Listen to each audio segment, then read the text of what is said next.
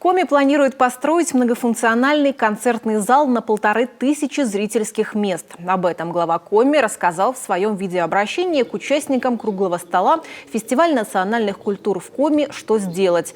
Так работники отрасли культуры предложили возродить фестиваль «Шундыбан», который не проводили уже несколько лет. Владимир Уйба поддержал инициативу дать вторую жизнь празднику народных песен и обрядов. Праздник объединит весь фольклорный, песенный, хореографический, обрядовый потенциал Республики Коми в рамках одного масштабного события. Возможной локализацией для проекта является многофункциональный концертный зал на 1500 мест, вопрос строительства которого в Сыктывкаре сейчас активно прорабатывается.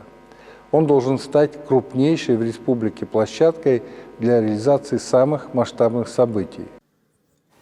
По словам главы Коми, в дальнейшем на базе новой концертной площадки можно будет реализовывать крупные культурные события и проекты.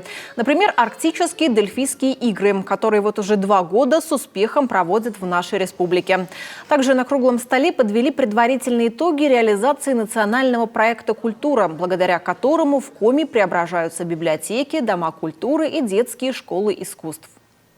Какие итоги можно подвести? Это 8 капитально отремонтированных и построенных социокультурных центров, это 51 модельная библиотека, это модернизированные детские школы искусств в количестве 17 учреждений и сейчас новые меры поддержки по капитальному ремонту музеев, по оснащению музеев, это вот новые с прошлого года. Мы также участвуем, и государственные, и муниципальные музеи в этом участвуют. Мы привлекаем средства именно по театральной деятельности. Отметим, что в Коми национальный проект «Культура» ежегодно выполняется на 100%.